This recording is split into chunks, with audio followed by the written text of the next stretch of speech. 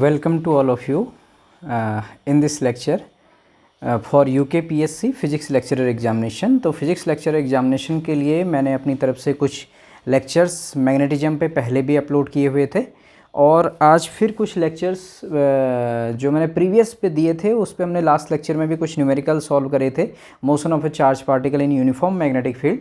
तो इसी में हम कुछ और न्यूमेरिकल्स और जो कि शॉर्ट अप्रोच वाले न्यूमेरिकल होंगे, ऐसा नहीं कि बहुत लेंदी न्यूमेरिकल हमको सॉल्व करने की ज़रूरत नहीं है, जो जल्दी सॉल्व हो जाते हैं उनको मैं कुछ लेकर के आया हुआ हूँ।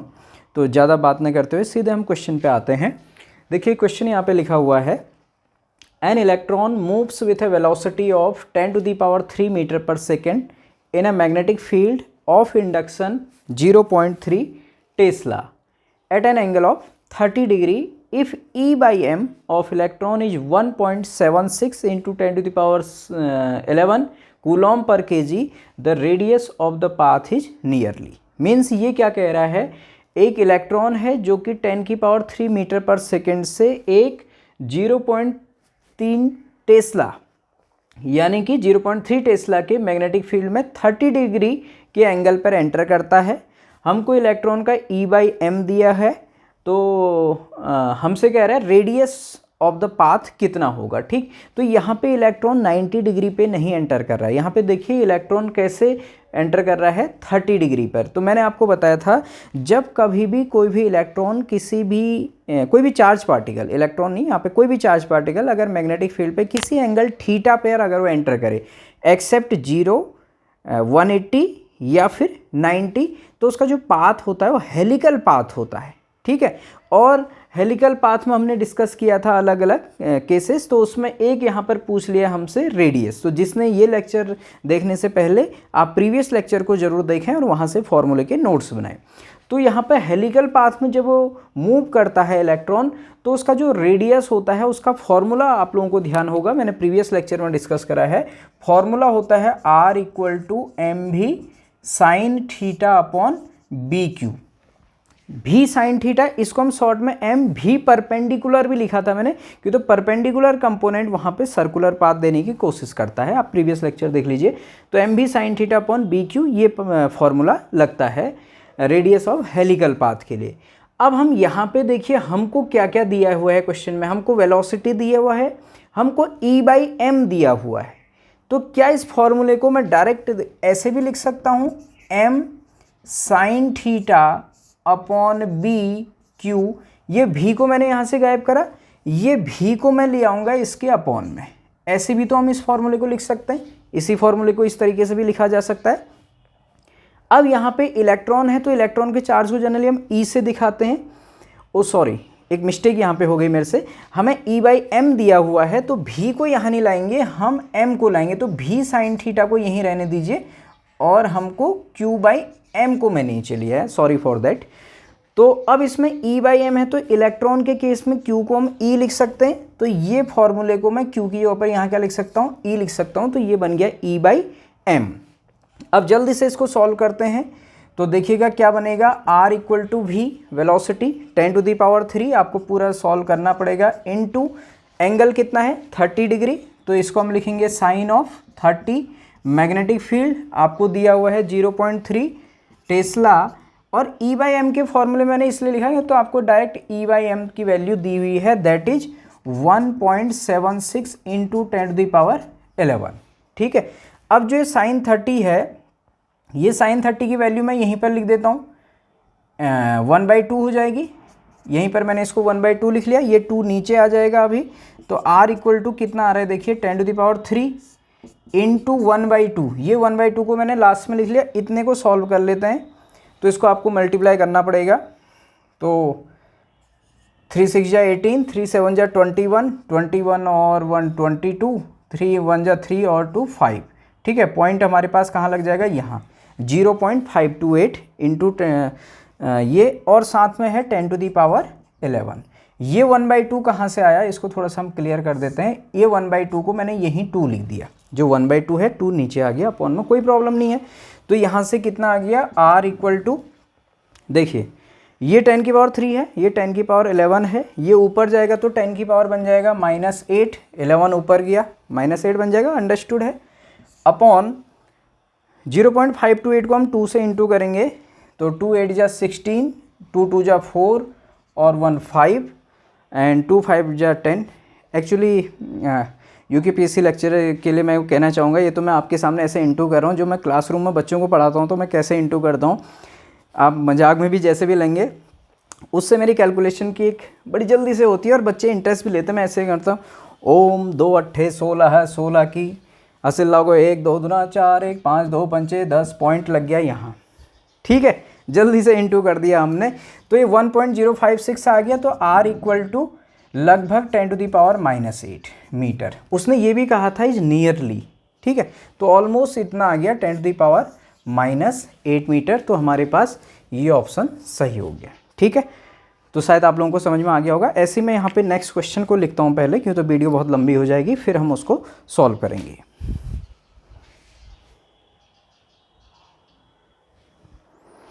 तो अब यहाँ पे मैंने एक और क्वेश्चन लिखा हुआ है। Next question number 2, a magnetic field of 4 × 10⁻³ k cap, means Z direction में है, 4 × 10⁻³ k cap Tesla exerts a force of 4i cap plus 3j cap into 10⁻10 Newton on a particle having charge 1 × 10⁻9 coulomb and moving in xy plane. Very important. xy plane, find the velocity of the particle. ठीक है, तो देखिए हमसे क्या कह रहा है, एक मैग्नेटिक फील्ड है 4 × 10⁻³ टेस्ला का, जो कि जेड डायरेक्शन में है, k कैप उसका यूनिट वेक्टर होता है जेड डायरेक्शन का, और वो 4i cap plus 3j cap into 10⁻10 Newton का फोर्स लगाता है एक पार्टिकल पर, चार्ज पार्टिकल पर, जिसका चार्ज है 10⁻9 कूलॉम, और वो मूव कर रहा है xy प्लेन में। तो find the velocity of the particle, तो उस पार्टिकल की हमको वेलोसिटी निकालनी है। तो देखिए पहले ये ऑप्शन है, हमको गिवन क्या क्या है, मैग्नेटिक फील्ड B हमको दे रखा है 4 × 10⁻3। ठीक है, ये मैं मैग्नीट्यूड लिख रहा हूँ यहाँ पे, वेक्टर फॉर्म k कैप मैंने हटा दिया, मैंने मैग्नीट्यूड लिखा। ठीक है, ऐसी फोर्स जो है हमारे पास, अगर हम उसको लिखें 4i cap plus 3j cap into 10⁻10 Newton, ये फोर्स है। डायरेक्शन भी दे रखी है, आप उतने वेक्टर साइन पे अभी मत जाइएगा। ठीक है, और q की वैल्यू हमको दी है 1 × 10⁻9 मीन्स हम कह सकते हैं केवल 10⁻9 coulomb. Moving in xy plane, तो हमें उसकी वेलोसिटी v हमें उसको निकालना है। ठीक, और मूव कर रहा है xy प्लेन, तो फोर्स लग रहा है, ये कौन से चैप्टर का क्वेश्चन है, force on A charge particle F = qv cross b। ठीक है, तो अब यहाँ पर वो xy प्लेन में मूव कर रहा है, तो जो v है, v को हम कैसे लिखेंगे, xy प्लेन में मीन्स उसका कुछ कंपोनेंट x में होगा, कुछ y में, तो उस वेलोसिटी को हम कुछ इस तरीके से लिख सकते हैं, vx i cap plus vy j cap, ऐसे उसको मैं लिख सकता हूँ उस वेलोसिटी को। ठीक है, क्यों तो एक्स वाई प्लेन कहा है उसने, x का यूनिट वेक्टर i कैप और y का यूनिट वेक्टर j कैप मैंने ले लिया। अब इसको सॉल्व करना है मुझे, v की वैल्यू निकालनी है, तो कोई एक ऑप्शन होगा। तो फॉर्मूला हमारे पास क्या था, देखिए फॉर्मूला हमारे पास था f वेक्टर फॉर्म में मैंने लिखा q v क्रॉस b। ठीक है, लीजिए ये था हमारे पास k कैप। अब मैंने पूरा वेक्टर की तो इसलिए लिखा कि तो हमको वेक्टर नोटेशन की ज़रूरत पड़ रही है क्वेश्चन को सॉल्व करने के लिए। तो f की वैल्यू रख दीजिए, f कितना है, ये हमारे पास फोर्स है 4i cap plus 3j cap into 10⁻10 equal to q तो स्केलर क्वांटिटी है, q है हमारे पास 10⁻9 और अंदर हो जाएगा v क्रॉस b। तो यहाँ पर मैं ये वाला ब्रैकेट लगा दे रहा हूँ कि तो v मेरे पास है vx i cap plus vy j cap, ये तो v है क्रॉस, ये इंटू नहीं है, ध्यान दीजिएगा क्रॉस प्रोडक्ट है, क्रॉस b हमारे पास है 4 × 10⁻3 वेक्टर फॉर्म में लिख रहे हैं, तो पूरे डायरेक्शन के साथ हम लिखेंगे। अभी हमारा आंसर रहेगा, देखिए ये पोर्शन तो हमारा ऐसे ही रहेगा। ठीक है, यहाँ पे मैंने ऐसे ही लिख दिया, मीन्स सेम लाइन हमारे पास आएगी, इक्वल टू, देखिए 10⁻9 भी ऐसे ही रहा। अब चाहो तो आप मैट्रिक्स बना के आई जे के वाला, जैसे हम क्रॉस प्रोडक्ट निकालते हैं दो वेक्टर का, एक मैट्रिक्स बना के उसको सॉल्व करते हैं, लेकिन इतना बड़ा तो है नहीं यहाँ पर। तो डायरेक्ट देखिए पहले vx i कैप वाले का k कैप के साथ कर लो, इसके साथ क्रॉस प्रोडक्ट कर लो, फिर vy मतलब इस कंपोनेंट का इसके साथ क्रॉस प्रोडक्ट। तो आपको जनरली पता है जो I क्रॉस K होता है वो सबको पता है। जैसे हमारे पास K क्रॉस I तो J होता है, ये सभी को पता है, कोई बताने वाली बात नहीं है। I क्रॉस J हमारे पास K होता है और J क्रॉस K हमारे पास I कैप हो जाता है और K क्रॉस I हमारे पास क्या होता है, J, क्यों तो साइक्लिक ऑर्डर में चलता है I J का K, J cross K I and K cross I J। अब यहाँ पर I क्रॉस K हो रहा है तो I क्रॉस K में क्या हो जाता है, माइनस J कैप बनेगा। तो Vx का जब इसके साथ होगा तो ये क्या आ जाएगा, देखिए 4 इंटू 10⁻³ Vx और I क्रॉस K का क्या बनेगा, माइनस का J। तो वो माइनस साइन को मैं पहले लिख दे रहा हूँ, यहाँ पे माइनस लिख दिया J कैप, ठीक है। जो माइनस J था उसका माइनस मैंने यहाँ लिख लिया और प्लस अब इसका हमको इसके साथ करना है J क्रॉस K तो हमारे पास सिंपल I होता है तो क्या हो जाएगा इन दोनों का, plus 4 into 10⁻³ Vy I cap, ठीक है। ये हमने इनका क्रॉस प्रोडक्ट इजी मेथड से कर लिया। अब यहाँ देखिए इसको चलो हम लिख ही दे रहे हैं, 4I cap plus 3J cap ये था इंटू 10⁻10, ठीक है।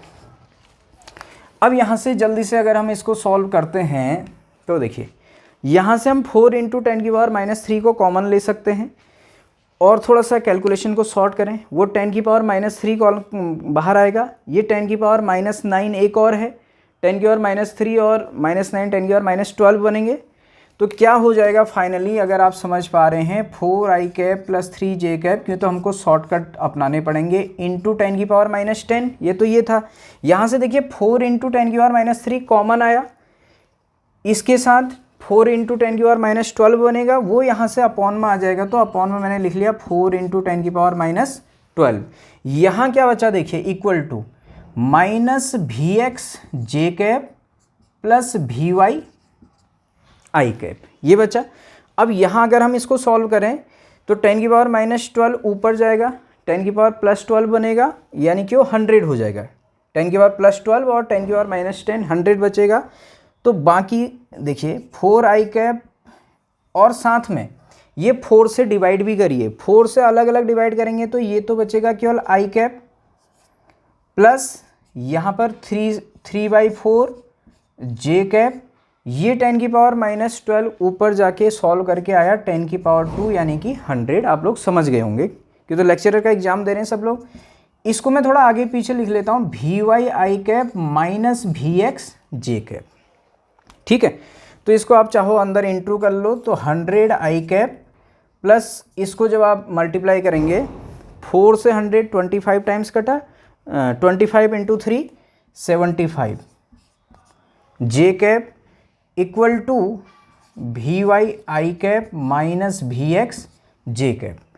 तो यहाँ से आप पहले Vx और Vy का मैग्नीट्यूड निकालिए। देखो कंपेयर कर रहे हैं तो कंपेयर करेंगे दोनों ओर, तो Vy कितना आया कंपेयर करके, Vy आया 100 और Vx कितना आया कंपेयर करके, वो माइनस Vx बराबर 75 है, तो Vx बराबर कितना आ जाएगा, -75।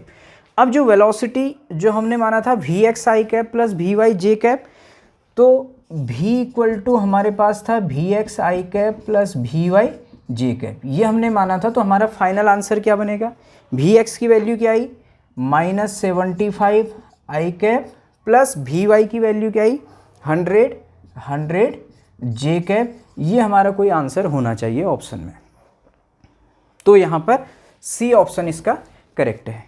तो आई थिंक आप लोगों को समझ में आ गया होगा। कुछ नहीं, इस टाइप के क्वेश्चंस बड़े आसान होते हैं, हमें थोड़ा सा अलग अलग टाइप के न्यूमेरिकल्स हमको सॉल्व करने होंगे, एग्जाम में कुछ भी पूछा जा सकता है।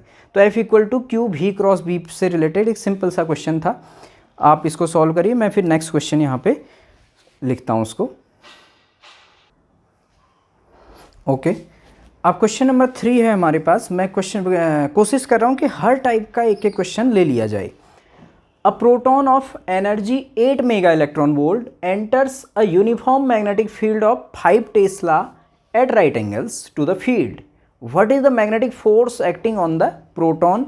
Take mass of proton 1.6 into 10⁻⁻27 kg। ध्यान दीजिएगा, कभी कभी पेपर में एग्जाम में मास ऑफ प्रोटॉन जनरली हम 1.67 इंटू 10⁻⁻27 जनरली होता है, लेकिन उसने 7 नहीं दिया है, 1.6 दिया, तो जो वो दे आपको उसी को लेना है, इस बात का ध्यान रखिएगा। तो proton of energy 8 mega electron volt, ठीक है, आप उसकी इसको काइनेटिक एनर्जी कह सकते हैं। तो प्रोटॉन की जो काइनेटिक एनर्जी दे रखी है आपको, कितनी दे रखी है, 8 मेगा इलेक्ट्रॉन वोल्ट।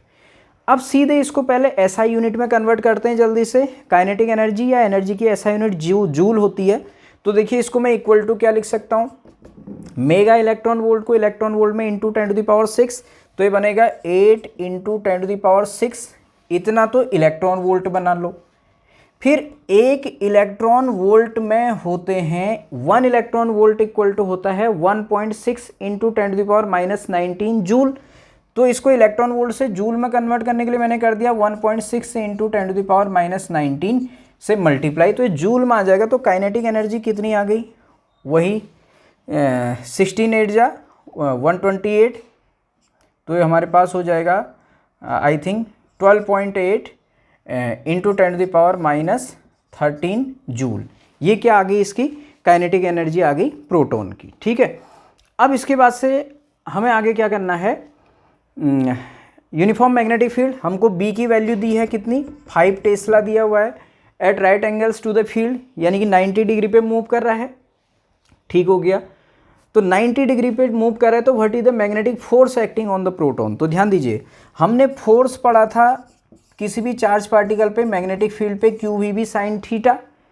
तो 90 डिग्री पे अगर ये मूव कर रहा है तो मैक्सिमम फोर्स लगेगा इस पर, और जो फोर्स लगेगा QVB sin 90 की वैल्यू 1, तो F इक्वल टू QVB, हमको QVB की वैल्यू निकालनी है, F की वैल्यू, और हमको कुछ दिया हुआ है नहीं है, मास ऑफ प्रोटॉन दिए।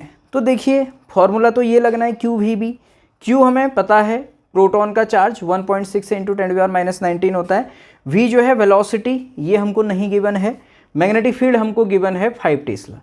तो लेकिन वेलोसिटी अगर नहीं गिवन है तो हमको काइनेटिक एनर्जी तो गिवन है।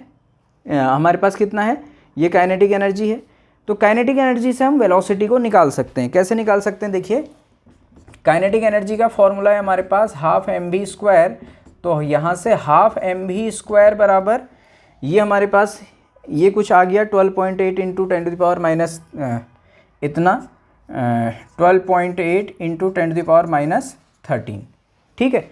अब यहाँ से मुझे वेलोसिटी निकालनी है, तो सीधे सीधे v² इक्वल टू, ये 2 से ऊपर मल्टीप्लाई हो जाएगा। तो 2 से अगर हम इसको मल्टीप्लाई करें तो 2 8 जा 16, 2 8 16, 1 2 दूना 4 1 5 2 एकम 2, ऐसा कुछ आ रहा है। पॉइंट हमारे पास कहाँ लग जाएगा, यहाँ पर 25.6 इंटू 10⁻⁻3, ये 2 से ऊपर मल्टीप्लाई करा, नीचे मास किसका आएगा, प्रोटॉन का। ध्यान दीजिए आपको ये मास लेना है 1.6 इंटू 10⁻27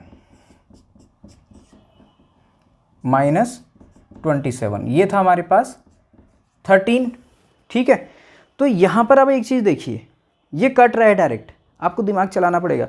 16 का जो स्क्वायर होता है, या सिंपल वे में मैं कहूँ v² इक्वल टू, देखिए नीचे भी पॉइंट हटा दीजिए, ऊपर भी पॉइंट हटा दीजिए, तो 256 बन जाएगा, ये 16 हो जाएगा। इसीलिए ऐसी वैल्यू दी रहती है। देखिए 1.6, उसने 1.67 नहीं दिया, 7 देते तो पूरी बार नहीं कट कैंसिल होता है। 1.6 ही आपको लेना होगा, एग्जाम में इन बातों का ध्यान रखना होगा। तो ये 256, 256, ये 16 है, तो 16 का स्क्वायर 256 होता है। तो यहाँ पर इससे ये कितने टाइम्स कट गया, 16 टाइम्स इंटू 10⁻⁻27, ऊपर जाएगा तो 10⁻+27 -13 और +27 आपका कितना हो जाएगा 10⁻14। ये v² आया। अगर आप v निकालेंगे तो आप इसमें लगा देंगे अंडर रूट, तो v इक्वल टू कितना आ जाएगा, 16 का स्क्वायर 4, स्क्वायर रूट, और 10⁻14 का हो जाएगा 10⁻7 मीटर पर सेकेंड। तो हमने वेलोसिटी निकाल ली। अब हमको क्या निकालना है, force, F equal to QVB, ठीक है। तो अब फोर्स कितना आ जाएगा, QVB, तो फोर्स हो जाएगा हमारे पास, Q क्या है, प्रोटॉन का चार्ज, ये आपको याद होना चाहिए, 1.6 से इंटू 10⁻⁻19 कूलम होता है। वेलोसिटी ये आया हमारे पास 4 इंटू 10⁻7, और मैग्नेटिक फील्ड ये हमको दिया था 5 टेस्ला, दिस इज 5। तो F इक्वल टू, यहाँ पर देखिए आप सीधे 1.6 से जब 5 को डायरेक्ट इंटू कर लीजिए, 16 पंचे 80, 16 5 जा 80, लेकिन 1.6 है, 1.6 से 5 को इंटू करा तो 8 आया, 8 से 4 को इंटू करिए 32 इंटू 10⁻⁻19 ये है, और ये 7 तो ये हो गया 10⁻12 न्यूटन। तो अब स्टैंडर्ड फॉर्म में ही आंसर दिया होगा। स्टैंडर्ड फॉर्म ये होता है पहले एक डिजिट होनी चाहिए, उसके बाद पॉइंट, ठीक है। तो हम यहाँ से 10 को इसके अपॉन में भेज देंगे, ठीक है, बहुत सिंपल सी बात है। तो ये हो जाएगा 3.2 इंटू 10⁻11 न्यूटन, ठीक है। तो ये हमारे पास फोर्स आया, तो कोई ऑप्शन इसमें होगा, तो इसमें हमारे पास सी ऑप्शन यहाँ पर करेक्ट है। तो इस टाइप के क्वेश्चंस को हम ऐसे करके सॉल्व करेंगे। होपफुली मैं समझ रहा हूँ कि आप लोग समझ रहे होंगे। अब ऐसे ही आप इसका स्क्रीनशॉट लें या क्वेश्चन कोशिश करें कि इनको पहले स्वयं से सॉल्व करें। अब हम नेक्स्ट क्वेश्चन सॉल्व करते हैं। अब यहाँ पे क्वेश्चन नंबर 4, तो ध्यान दीजिएगा, अभी मैं क्वेश्चन को काफ़ी स्लो स्पीड से सॉल्व कर रहा हूँ कि अगर कोई बेसिक से तैयारी कर रहे हो तो उनका क्वेश्चन पूरा सॉल्व हो जाए। तो आप लोग ऐसे क्वेश्चन एग्जाम में आएंगे, आप लोग ये मत सोचिएगा कि लेंदी क्वेश्चन है, आपको अपनी कैलकुलेशन स्पीड वहाँ पर तो अभी धीरे धीरे आप प्रैक्टिस में आएंगे, और जिनकी अच्छी प्रैक्टिस होगी उनको ही लग रहा होगा कि काफ़ी आसान क्वेश्चन भी हैं। तो बहुत जल्दी आपको धीरे धीरे कैलकुलेशन स्पीड अपनी बढ़ानी होगी। लेकिन ये सारे क्वेश्चन कोई हाई लेवल के क्वेश्चन नहीं है, ऐसे क्वेश्चन एग्जाम में दिखाई देते हैं। तो आपको ऐसा बिल्कुल भी मत सोचिएगा कि ये क्वेश्चन में कैलकुलेशन ज़्यादा हो रही है, ऐसा कुछ भी नहीं है। आपको अपनी कैलकुलेशन बढ़ानी है। पॉजिटिव रहिए, मोटिवेटेड रहिए, और जैसा भी आपको लग रहा है आप मुझे कमेंट में फीडबैक में ज़रूर बताइएगा, ठीक है। तो next question, 2 particles of equal charges after being accelerated through the same potential difference. 2 point सीधे नोट करते हैं, 2 पार्टिकल इक्वल चार्ज के और एक्सिलरेटेड हैं same potential difference, means Q भी सेम है और भी सेम है। Enter a uniform transverse magnetic field. Transverse magnetic field means perpendicular magnetic field में मूव कर रहे हैं। एंड डिस्क्राइब सर्कुलर पाथ्स, वो हमें पता ही है, परपेंडिकुलर जाएंगे तो सर्कुलर पाथ बनेगा। Describe circular paths of radii R1 and R2। 2 particle हैं, सेम चार्ज है उन पर, सेम पोटेंशियल डिफरेंस से एक्सेलरेट करे परपेंडिकुलर टू मैग्नेटिक फील्ड, तो सर्कुलर पाथ में घूमे, और उनका जो रेडियाई ऑफ सर्कुलर पाथ है, वृत्ताकार पथों की त्रिज्या, वो R1 और R2 है। तो रेशियो ऑफ देयर मासेस, तो उनके द्रव्यमान का जो रेशियो होगा वो क्या होगा। मीन्स क्वेश्चन में कह रहा है 2 चार्ज पार्टिकल हैं, 2 आवेशित कण हैं, जिन पे समान आवेश है, समान चार्ज, इक्वल चार्ज है, वो सेम पोटेंशियल डिफरेंस से एक मैग्नेटिक यूनिफॉर्म मैग्नेटिक फील्ड के परपेंडिकुलर जा रहे हैं, तो सर्कुलर पाथ में घूमेंगे। तो उनके सर्कुलर पाथ की रेडियस अगर R1 और R2 हो रेस्पेक्टिवली, यानी कि पहले वाले के R1 दूसरे वाले के R2, तो उनके मासेस भी पहले, जिसकी रेडियस R1 उसका मास M1, जिसकी रेडियस R2 उसका मास M2, तो M1 रेशियो M2 क्या होगा। तो आप स्वयं भी क्वेश्चन को पढ़ सकते हैं, और पहले कोशिश कीजिए कि आप स्वयं उसको सॉल्व करें। जब आपसे नहीं हो पा रहा है तो तब आप सॉल्यूशन देखिएगा। तो देखिए 2 चार्ज पार्टिकल थे, बार बार मैं वही बात कह रहा हूँ, सेम पोटेंशियल डिफरेंस है, तो हम सीधे रेडियस का फॉर्मूला हम जानते हैं। रेडियस का फॉर्मूला होता है, जनरल वाला फॉर्मूला बोलूँ तो mv/bq। ये मैंने आपको प्रीवियस लेक्चर में बताया है। जो इस लेक्चर को पहले देख रहा है वो प्रीवियस लेक्चर ज़रूर देखे। तो R इक्वल टू, इसको पोटेंशियल डिफरेंस के टर्म में लिखेंगे तो पहले काइनेटिक एनर्जी की, मैंने इसको बताया था आपको, P/bq भी लिख सकते हैं। ये mv मोमेंटम बना, यहाँ से फिर आपको रिवीजन, इसको काइनेटिक एनर्जी के फॉर्म में हम इसको ऐसे लिखेंगे कुछ। फिर काइनेटिक एनर्जी K जो होती है किसी भी चार्ज पार्टिकल को, Q इंटू भी होता है, भी कैपिटल भी, पोटेंशियल डिफरेंस। तो इस फॉर्मूले को हम कैसे लिख सकते हैं, R equal to √2m, K को मैंने लिख दिया Q इंटू V/bq। बस हमारा जो फॉर्मूला है ना वो उस टर्म में आ जाना चाहिए जो हमको दिया हुआ है। ये हमको सोचना पड़ेगा बहुत जल्दी से एग्जाम हॉल में, उसके लिए प्रैक्टिस, यही प्रैक्टिस का समय है। √2m QV/bq। अब एक का R1 मान लेते हैं, एक का R2। तो देखिए पहले R1, मैं थोड़ा लेंदी बता रहा हूँ, आप बाद में शॉर्ट खुद आप शॉर्टकट कर सकते हैं, मैं अभी शॉर्ट नहीं कर रहा हूँ कि तो आपको समझने में दिक्कत होगी। R1 वाले के लिए देखें तो इसको मैं क्या लिख सकता हूँ, देखिए √2m1 Q1 V1 ऐसे लिख दिया R1 के टर्म में, अपॉन में B तो सबके लिए सेम रहता है, BQ1, R1 के लिए जनरल ऐसे लिख दिया, अपॉन में R2 भी कहता है। मैं R1/R2 निकाल रहा हूँ क्यों, तो उससे M1/M2 अभी खुद निकलेगा, रिवर्स क्वेश्चन सॉल्व हो रहा है। होल अपॉन R2 क्या बनेगा, √2m2Q2 V2/BQ2। अब लगाइए कंडीशन क्या क्या आपको दिया है। देखिए चार्ज दोनों में सेम है, Q1 बराबर Q2, equal charges, same are accelerated through same potential difference, V1 equal to V2 equal to V, Q1 equal to Q2 equal to Q लिख सकते हैं हम, ठीक है, बस M1 अपॉन M2। तो देखिए ये वाला जो Q2 है मैं यहीं पे लिख रहा हूँ, ये वाले Q1 को भी आप Q लिख सकते हो, ये V1 को भी V, ये Q1 को भी Q, इसी प्रकार से ये Q2 को Q, V2 को V, Q2 को Q। देखिए Q1 Q2 जहाँ जहाँ दिखे और V1 V2 जहाँ जहाँ दिखे हमने V लिख दिया और Q लिख दिया, ठीक है। अब यहाँ से देखिए आपका रूट, ये 2 से 2 कटा, यहाँ ये B से ये B कट गया, ये वाले Q से ये Q कटा, ये रूट Q से रूट Q, V से V, ये आप सबको पता है, ये सब कट जाएंगे। बच क्या रहे वहाँ से देखिए R1 upon R2 equal to, यहाँ से अंडरूट M1 बच रहा है, यहाँ बच रहा है अपॉन अंडरूट M2, तो इसको मैं एक साथ लिख सकता हूँ रूट M1 अपॉन M2, ठीक है। अगर रेडियस क्या होता पूछता, अगर मासेस M1 और M2 दिए हुए हैं, रेडियस क्या होता, तो ये होता है एक ऑप्शन। रिवर्स क्वेश्चन भी पूछ सकता है, हमको यहाँ रेडियाई R1 और R2 कह रहा है और मास का रेशियो कह रहा है, तो यहाँ से M1 अपॉन M2 क्या हो जाएगा, दोनों ओर स्क्वायर कर दीजिए, यहाँ रूट हटेगा, यहाँ स्क्वायर हो जाएगा, तो R1 अपॉन R2 का होल स्क्वायर, कोई ऑप्शन इसमें होगा ये है। तो आप लोगों ने देखे भी होंगे इस टाइप के क्वेश्चन एग्जाम में पूछे जाते हैं और ट्रिकी क्वेश्चन होते हैं, तो आप सबको आ भी गया होगा। अब हम नेक्स्ट क्वेश्चन यहाँ पे इसके बाद सॉल्व करते हैं। ओके, तो फिर से एक इम्पोर्टेंट क्वेश्चन, काफ़ी इम्पोर्टेंट क्वेश्चन है भी। देखिए क्या कह रहा है, a proton and an alpha particle having kinetic energies Kp and K alpha respectively enter into a magnetic field at right angles, the ratio of the radii of the trajectory of proton to that of alpha particle is 2:1, the ratio of Kp upon K alpha is.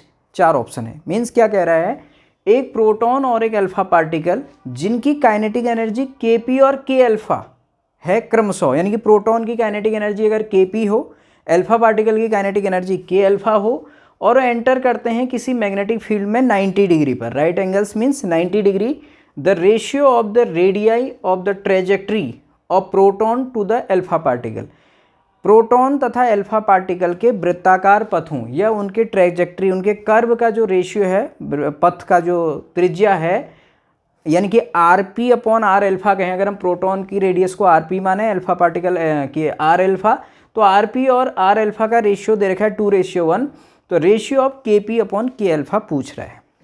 देखिए आपको एक ही चीज़ दी है केवल, Rp ratio R alpha दे रखा है 2:1, and इससे आपको पूछ लिया Kp ratio K alpha equal to question mark, बस बाकी 90 डिग्री पे मूव कर रहा है, ये सब बातें हैं।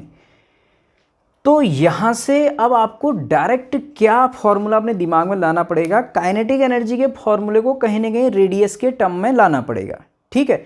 तो यहाँ से ऐसा कौन सा फॉर्मूला है, तो काइनेटिक एनर्जी का हमारे पास एक फॉर्मूला मैंने बताया था आपको, K equal to R² B² Q² upon 2m। मुझे कहीं ना कहीं ये फॉर्मूले का यूज दिख रहा है डायरेक्ट, इतनी जल्दी आपको सोचना पड़ेगा, ठीक है। तो एक तो यहाँ से मैं क्या लिख सकता हूँ, देखिए Rp equal to 2R alpha हो जाएगा, तो R अल्फा इक्वल टू यहाँ से क्या हो जाएगा Rp अपॉन 2, यही तो हो जाएगा शायद, 2R alpha equal to Rp, तो R alpha equal to Rp upon 2। तो बस इसको मैं Kp और K अल्फा के टर्म में लिख लेता हूँ पहले, फिर कंडीशन लगा देंगे।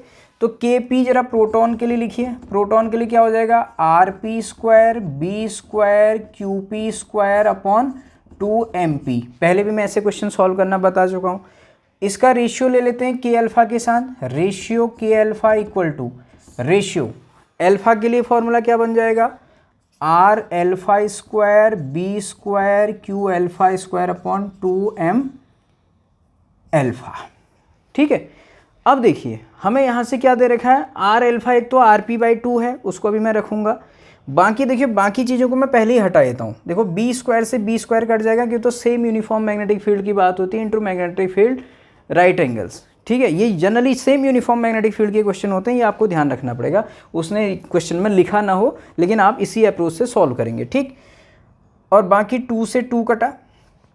अब देखिए जनरली इसको बचा क्या, यहाँ से अगर मैं देखूँ K P upon K alpha equal to, यहाँ से बचा R P square Q P square upon M P. ये वाला फ्रैक्शन ऊपर चले जाएगा तो मल्टीप्लिकेशन में आ जाएगा, ये बन जाएगा into M alpha upon R alpha square Q alpha square. ठीक है, अब हमको क्या है कंडीशन दे रखी है, देखिए आर अल्फ़ा, जहाँ पर आर अल्फ़ा है वहाँ पे मैं आर पी अपॉन 2 लिख दूंगा। आपको मैंने पहले प्रीवियस में भी बताया, आपको भी पता है एम अल्फ़ा, अल्फ़ा पार्टिकल का मास 4 टाइम्स होता है प्रोटॉन के। ठीक है, यानी कि M alpha equal to 4 M P होता है, और क्यू अल्फ़ा, अल्फ़ा पार्टिकल का चार्ज डबल होता है प्रोटॉन का, तो क्यू अल्फ़ा को मैं लिख दूंगा 2 क्यू पी। तो जरा सॉल्व करते हैं तो क्या बनेगा, देखिए के पी रेशियो के अल्फ़ा इक्वल टू, इसको तो सेम उतार दीजिए, प्रोटॉन वाले को सेम उतारिए, ऐसे ही मैंने आपको सिखाया है, R P square Q P square upon M P into, ये एम अल्फ़ा को मैंने लिख दिया 4 M P upon R alpha को क्या लिखना है, आर पी अपॉन 2, कहाँ से क्वेश्चन में दिया था, तो आर पी अपॉन 2 उसका स्क्वायर है तो क्या बनेगा, आर पी स्क्वायर अपॉन 4 बन जाएगा, तो ये बन जाएगा आर पी स्क्वायर अपॉन 4, और क्यू अल्फ़ा क्या होता है 2 क्यू पी का स्क्वायर, क्योंकि क्यू अल्फ़ा का 2 क्यू पी है तो क्यू अल्फ़ा स्क्वायर क्या हो जाएगा 4 क्यू पी स्क्वायर, स्क्वायर करेंगे आप इंटू 4 क्यू पी स्क्वायर। अब देखिए ये 4 से 4 को यहाँ उड़ा दीजिए, 4 से 4 शार्प बचा अजगर, शार्प पहचानते हैं आप, ये क्यू पी स्क्वायर से क्यू पी स्क्वायर शार्प, हम बच्चों को ऐसे ही बोल देते हैं, एम पी से M P sharp, R P square से आर पी स्क्वायर, ये भी शार्प हो गया, जो बचा वही तो अजगर है, वही तो हमको परेशान करेगा, वही डसने की कोशिश करेगा एग्जाम में। के पी अपॉन के अल्फ़ा, उससे सावधान रहना है। तो क्या बचते हुए दिख रहा है, केवल 4 मुझे बचते हुए दिख रहा है, इक्वल टू 4, और 4 को मैं लिख सकता हूँ 4 अपॉन 1, तो के पी रेशियो के अल्फ़ा ये आ गया 4:1। इंपॉर्टेंट क्वेश्चन है ये भी। ये ऐसे क्वेश्चन इस टाइप के मैंने पहले भी कराए हैं, थोड़ा सा अलग अप्रोच का था, तो इसलिए इस क्वेश्चन को भी मैं लेके आया हूँ। ऐसे ही आप इसको देखिए, फिर इसके बाद से नेक्स्ट क्वेश्चन सॉल्व करते हैं।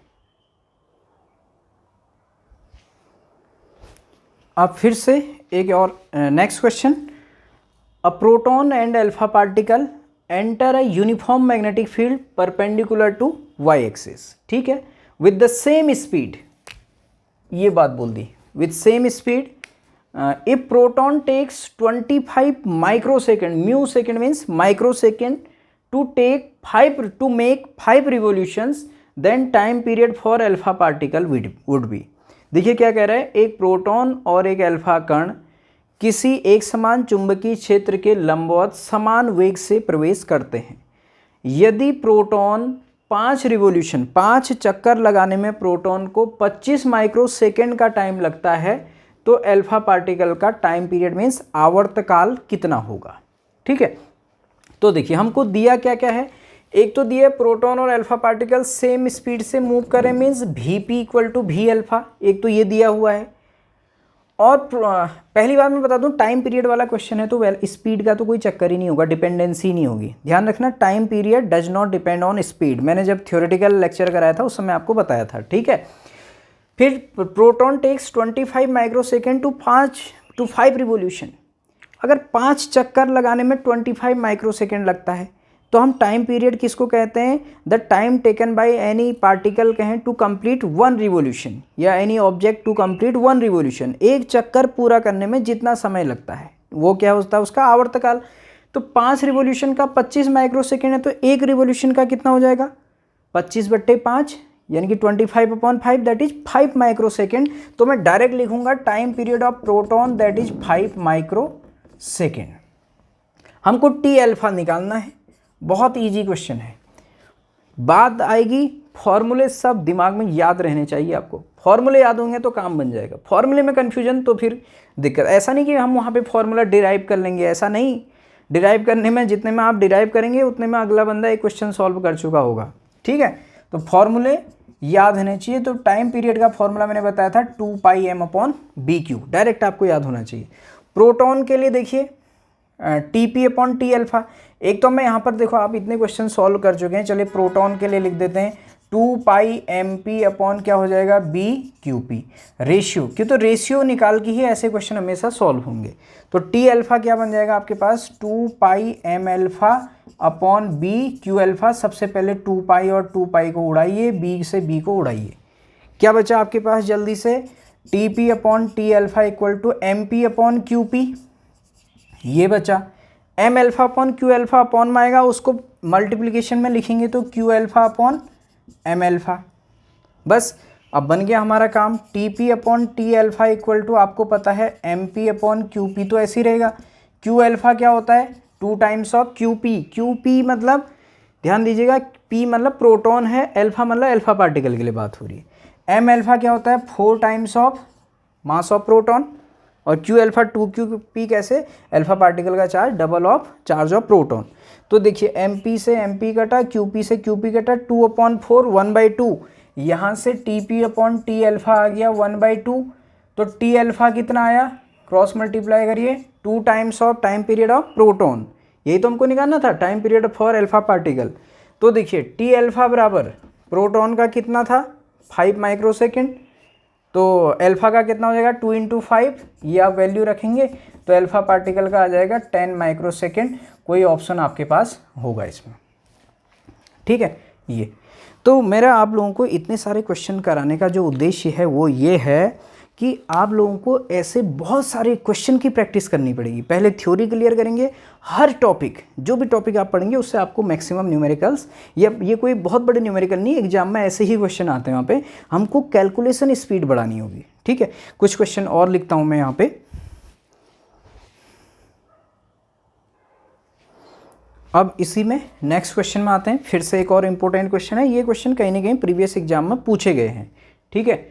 तो charge particle is moving in a uniform magnetic field in a circular path with a radius r, ठीक है। When energy of the particle is doubled then new radius will be. देखिए इस type के question बहुत आप लोगों ने देखे होंगे एग्जाम में। ये क्या कह रहे हैं, कोई आवेशित कण है, कोई चार्ज पार्टिकल है, किसी यूनिफॉर्म मैग्नेटिक फील्ड एक समान चुंबकीय क्षेत्र में वृत्ताकार पथ पे घूम रहा है जिसकी त्रिज्या r है, रेडियस r है।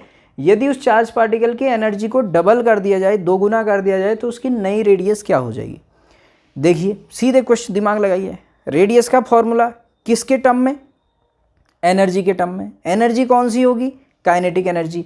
डायरेक्ट लिखने की कोशिश करिए फॉर्मूले को, R = √2mk अपॉन क्यू भी, ये भी है वेलोसिटी वाला। डायरेक्ट लिखा हमने, कहाँ से आया मैं प्रीवियस पहले ऑलरेडी डिस्कस कर चुका हूँ। तो देखिए अब इसमें एक ही चार्ज पार्टिकल की बात हो रही, वही चार्ज पार्टिकल मैग्नेटिक फील्ड में घूम रहा था, उसी की एनर्जी को डबल करा, तो कोई दूसरे चार्ज पार्टिकल के साथ कंपैरिजन नहीं हो रहा है। तो ऐसे क्वेश्चन में आप डायरेक्ट देखेंगे, उसी का मास होगा, उसी का चार्ज होगा, उसी की स्पीड होगी, उसका चार्ज बदलेगा नहीं मैग्नेटिक फील्ड में जाने के बाद, मास में कोई चेंज आएगा नहीं, स्पीड तो कांस्टेंट ही रहती है। तो इसलिए यहाँ से हम देखेंगे R directly proportional to √k। बहुत ही सिंपल सा क्वेश्चन। तो यहाँ से क्या हो जाएगा, कैपिटल R है तो R directly proportional to √k, √k पे डिपेंड कर रहा है। अगर मान लो न्यू रेडियस R डैश है, अगर मान लीजिए न्यू रेडियस को हम क्या मान लें, R डैश, ठीक है। न्यू रेडियस हमारे पास R डैश है, तो कैसे इस क्वेश्चन को सॉल्व कर लेंगे, R अपॉन R डैश का रेशियो निकाल लो, ठीक है। तो ये इसको क्या लिखेंगे, √k अपॉन k डैश। देखिए न्यू रेडियस R डैश और उसकी जो न्यू एनर्जी है, न्यू एनर्जी को मान लीजिए आप क्या मान लो, k डैश मान लो। तो R अपॉन R डैश को ऐसे लिख सकते हैं कि तो √k है ना, R अपॉन R डैश ऐसे ही लिखा जाएगा, √k अपॉन k डैश। अब अकॉर्डिंग टू क्वेश्चन क्या है, when energy of the particle is doubled, अगर उसकी एनर्जी को डबल कर देते हैं, यानी कि k डैश जो नई एनर्जी है उसको 2 times of original energy k कर दें, तो नया रेडियस R डैश क्या होगा। तो सॉल्व कर लेते हैं, R upon R dash equal to √k, k dash को क्या लिख दीजिए, 2k लिख दीजिए, ठीक। तो k से k कैंसिल कटा, यहाँ से R अपॉन R डैश क्या आया, 1/√2 आया। तो R डैश निकालना है नई रेडियस, ये √2 यहाँ क्रॉस मल्टीप्लाई हो जाएगा, तो यहाँ से क्रॉस मल्टीप्लाई करेंगे, R डैश को 1 से into R dash equal to R√2, ये हमारे पास आ गया। अब यहाँ पे जरूरी नहीं है R अपॉन R डैश ही निकालना है, आप R डैश अपॉन R भी निकाल सकते हैं। तो इसका आंसर हमारे पास क्या है, C ऑप्शन है, ठीक है। तो अभी इस चैप्टर में और भी ऐसे बहुत सारे इंपॉर्टेंट क्वेश्चन हैं जो बहुत डिफरेंट अलग अलग एग्जाम्स में आए हुए हैं। ये तो न्यूमेरिकल बेस्ड क्वेश्चन थे, अब कुछ थ्योरेटिकल बहुत ही इजी क्वेश्चन आपको लगेंगे, ठीक है, लेकिन उनको भी हम यहाँ पे डिस्कस कर लेंगे। वीडियो काफ़ी लेंदी हो जाता है, तो मैं कोशिश करता हूँ उनको दूसरे वीडियो में बनाने की आप लोगों के लिए। तो इसमें जो भी मेरे से गलतियां हो रही हैं उसके लिए आपसे माफ़ी चाहूँगा, और आप लोगों से रिक्वेस्ट है कि आप कमेंट सेक्शन में ज़रूर बताइएगा कि आपको मेरा यह प्रयास कैसा लग रहा है, ताकि मुझे भी मोटिवेशन मिले आप लोगों से, ठीक है। और किस टाइप के आप क्वेश्चन चाहते हैं, क्या ये क्वेश्चन आप लोगों को इम्पोर्टेंट लग रहे हैं, कैसा है वो सब आप बताइएगा। थैंक्स लॉट, मिलते हैं हम नए लेक्चर में। Thank you so much.